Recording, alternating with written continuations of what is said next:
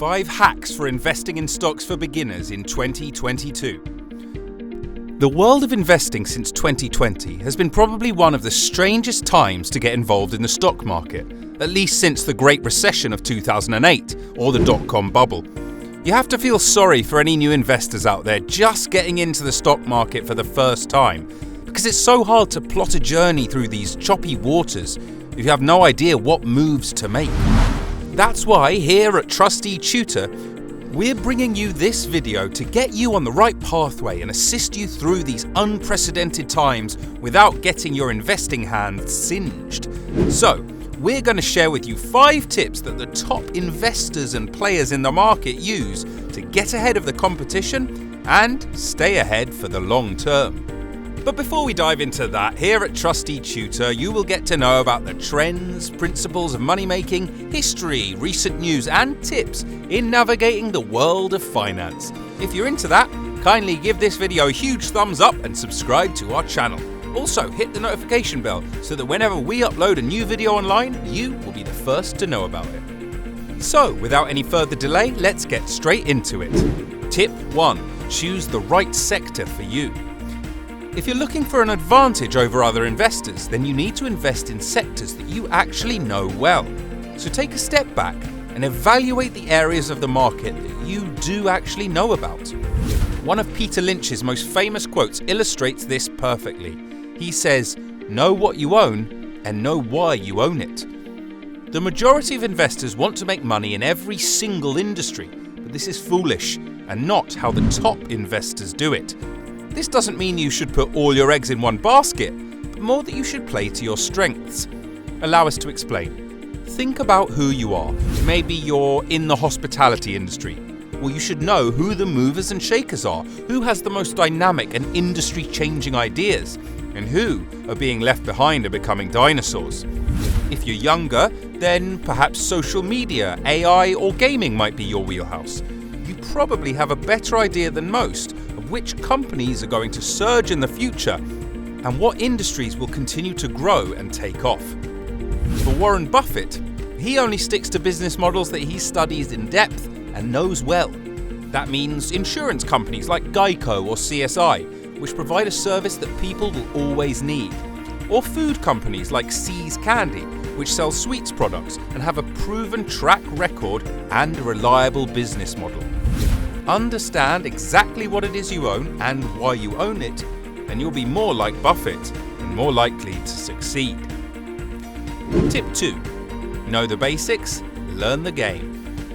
Imagine the following scenario. You find a random person who's never played poker before. You invite them to join your friends for your weekly game with a $1,000 buy-in. Would you think that person would say yes? Well, maybe. But they would almost certainly lose every penny. And you would think they were stupid to agree in the first place. But why? Well, because they didn't know the rules. Surely nobody would do that with their money in the stock market. Well, the truth is you would be amazed at the number of novice investors who begin making investments without knowing the basics. So what inevitably happens?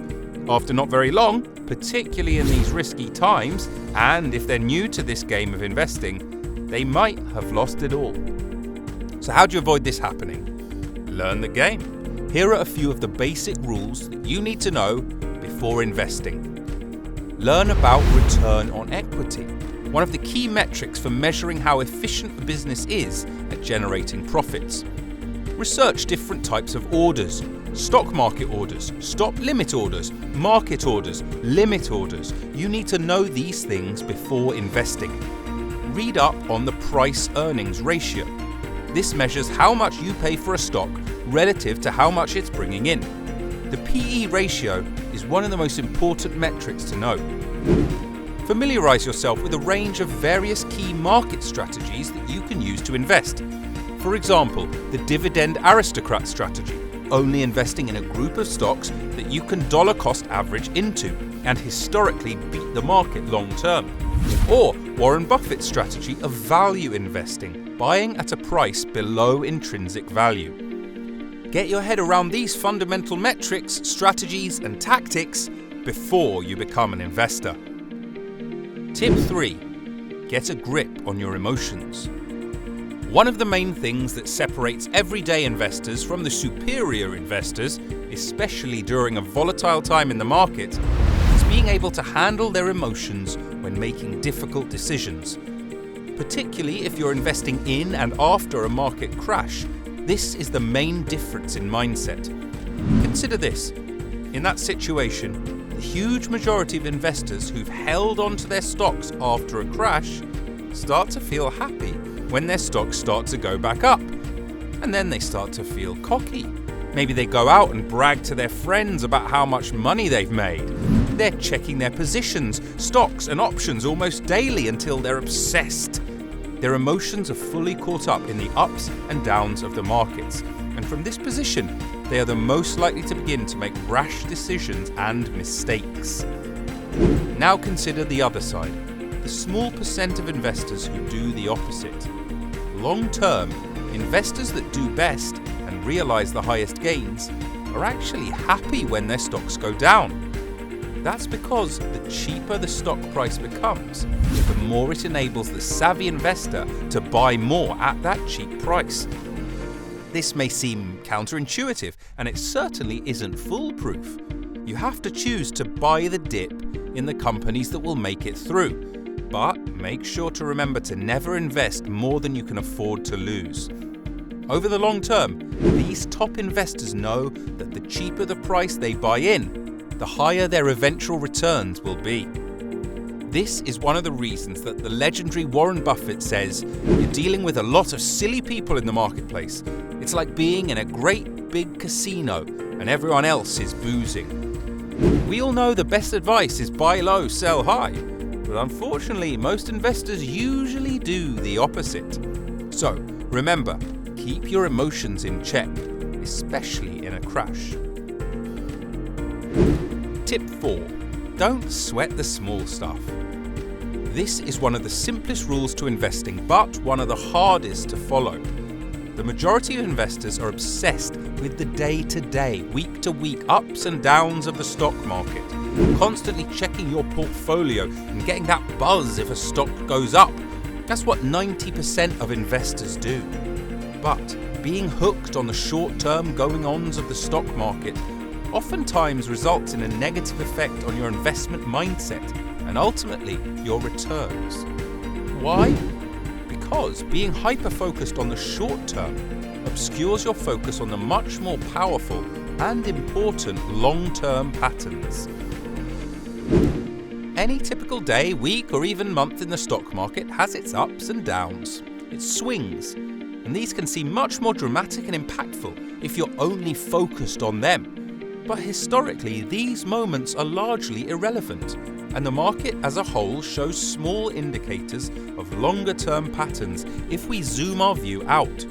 So, as an investor, if you're only focused on the short term, you're going to make decisions based around these swings, which overall leads to worse investing returns. This is why Buffett says, only buy something you'd be perfectly happy to hold if the market shut down for 10 years. We're not saying to put your fingers in your ears. Keep your nose to the ground and stay aware. But don't hyper-focus or worry about the everyday news. And don't sweat the small stuff. Tip 5. Understand market cycles. Have you ever heard the terms bear or bull market? Well, these are phrases in a stock market cycle and crucial to understanding investment. Understanding cycles allows you to know what stocks will do well and in which period. Consider the following graph. As you can see, during the early to middle stages of the market cycle, things begin to expand. The economy starts heating up. So, capital goods stocks and transportation technology tend to do well, as they're more required. During these times, technology stocks are usually underpriced, but can take off massively. However, during the latter stages of the cycle, more conservative stocks start to work better. The likes of consumer non-cyclicals and healthcare, they outperform the market because even in a market downturn, people still need staples. Things like food, power, water and gas. and they still need healthcare. The stocks of companies that produce these goods and services are also called defensive stocks because they can defend investors against the effects of an economic downturn. They're great places in which to invest when the economic outlook is sour. Entering the stock market as a beginner, you need to know what stocks do well and when. As the saying goes, you can buy the strongest stock in the world, but if it's in a weak sector, you can lose. So, look at historical evidence and relate it back to today to give you an idea on where we are in the market cycle, and then organise your portfolio appropriately for market conditions in the current conditions. As a beginner investor, all you can do is understand the current market conditions, plan ahead, and make your decisions accordingly. And that's it. If you have any questions, personal experiences, or suggestions regarding this video, let us know in the comments below.